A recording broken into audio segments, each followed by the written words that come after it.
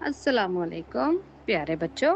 आज हम the house of book में से प्रॉफिट स्टोरीज की पहली स्टोरी आपको सुनाने लगे हैं। पहली स्टोरी है आदम अलैहिस्सलाम द फर्स्ट मैन।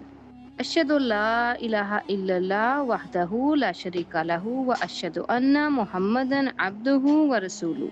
अब्दियत से पहले अल्लाह ताला ने आसमान, जमीन और इनके दरमियान की हर चीज को 6 दिनों में पैदा किया, 6 डेज में। इसने चमकता हुआ सूरज, अजीमुशान चांद, टिमटिमाते सितारे और हर साइज के सैयारे बनाए। हर चीज अल्लाह की हम्दो सना बयान करती है, यानी अल्लाह ताला की तारीफ करती है। अल्लाह ताला ने पहले इंसान को मिट्टी से बनाया और फिर इसमें रूह फूंकी। अल्लाह ताला ने इससे फरमाया हो जा, और वो हो गया। अल्लाह ताला ने हजरत आदम अलैहिस्सलाम को जुम्मे के दिन पैदा किया। इस इंसान का नाम आदम अलैहिस्सलाम था और वो बनी नू इंसान के बाप हैं। आज हम हर रंग, जगह और जुबान के लोग देखते हैं, लेकिन हम सबका एक बाप है, और वो कौन है? आदम अलैहिस्सलाम। अल्लाह अज़्ज़ व जल ने हमें बेशुमार नेमतों से नवाजा है। नजर का तोहफा ना, चखना, सूंघना और लम्स अल्लाह ताला की नेमतें हैं। हमें इन तोहफों के लिए इसका शुक्र अदा करना चाहिए। इन नेमतों के अलावा अल्लाह ताला ने आदम अलैहिस्सलाम को तमाम मखलूकात के नाम और अफ़आल सिखाए। इल्म की फजीलत बनी नो इंसान को हर मखलूक, हत्ता के फरिश्तों और जिन्नात पर भी फौकियत देती है। आदम अलैहिस्सलाम की पसली से अल्लाह ताला ने उनकी बीवी हव्वा अलैहिस्सलाम को उनके सुकून के लिए पैदा किया। अल्लाह ताला ने आदम अलैहिस्सलाम से कहा कि जन्नत में रहो और आज़ादाना तौर पे अपनी मर्जी से खाओ पियो, लेकिन एक खास दरख्त के करीब मत जाना। लेकिन शैतान आदम अलैहिस्सलाम का दुश्मन था और हमारा भी दुश्मन है। इसने आदम अलैहिस्सलाम को ये सोचकर धोखा दिया कि अगर वो इस दरख्त का फल खाएंगे तो वो हमेशा जिंदा रहेंगे और एक बहुत बड़ी सल्तनत और बहुत बड़ा मुल्क उन्हें हासिल हो जाएगा। जल्द ही आदम अलैहिस्सलाम ने इस दरख्त का फल खा लिया। इन्हें अपनी गलती का एहसास हुआ तो इन्होंने फौरन अल्लाह ताला से माफी मांगी। अल्लाह ताला बड़ा मेहरबान है। अल्लाह ताला ने उनकी तौबा कबूल की। अल्लाह ने उन्हें जन्नत से जमीन पर उतारा।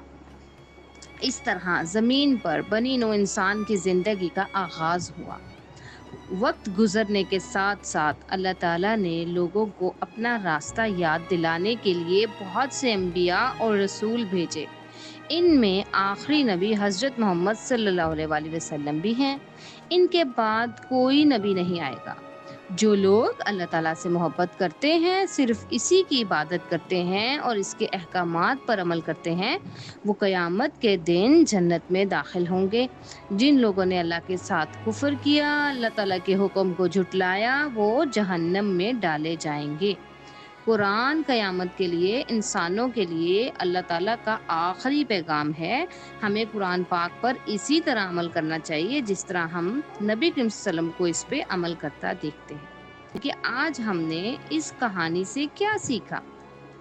हमने सीखा अल्लाह ताला हमारा खालिक है, इसने हमें बहुत से तोहफे दिए हैं, इसलिए हमें इसका शुक्र अदा करना चाहिए और इसके अहकामात को मानना चाहिए।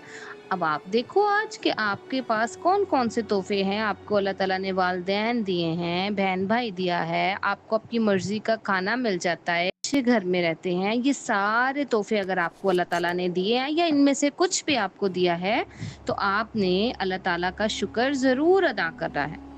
फिर हमने सीखा अगर हमसे कोई गुनाह हो जाए तो अल्लाह ताला हमें अल्लाह से माफ़ी मांगनी चाहिए। वो बहुत रहम करने वाला है और वो माफ़ करना पसंद करता है।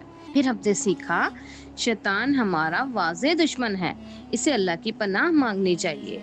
देखो अल्लाह ताला ने पूरी जन्नत, जो चीज़ हज़रत आदम चाहते वो उन्हें मिलनी थी, लेकिन सिर्फ एक दरख्त के पास नहीं जाना था।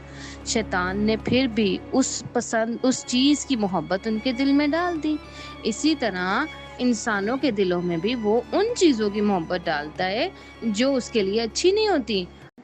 پھر اس کے بعد ہم نے سیکھا آدم علیہ السلام علم کی فضیلت کی وجہ سے دوسری مخلوقات سے برتر تھے۔ اگر ہم یہ فضیلت حاصل کرنا چاہتے ہیں تو ہمیں اسلام کا علم حاصل کرنا چاہیے۔ یعنی کہ کون سی ایسی چیز تھی جس کی وجہ سے اللہ تعالیٰ نے فرشتوں کو بھی کہا کہ حضرت آدم علیہ السلام کو سجدہ کرو؟ علم کی وجہ سے۔ تو ہمیں قرآن پاک کو بھی احادیث کو بھی پڑھنا ہے، نبی کریم صلی اللہ علیہ وسلم کی زندگی وہ قرآن کو پڑھنا ہے، سیکھنا ہے، اس کا علم حاصل کرنا ہے۔ اس کی وجہ سے ہماری فضیلت بڑھ جائے گی۔ میں کچھ سوال پوچھوں گی، آپ کو اس کے جواب دینے ہوں گے۔ سب سے پہلا سوال، پہلے انسان کا نام کیا تھا جسے اللہ تعالیٰ نے تخلیق کیا؟ ہاں جی بتائیں۔ شاباش۔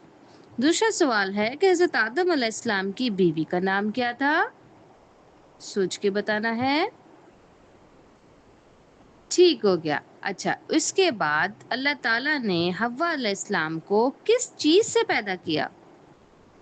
یہ میں آپ کو بتاتی ہوں، حضرت آدم علیہ السلام کی پسلی سے۔ پھر اگلا سوال ہے، اللہ تعالیٰ نے آدم علیہ السلام اور حوا علیہ السلام کو جنت میں کس بات سے منع کیا تھا؟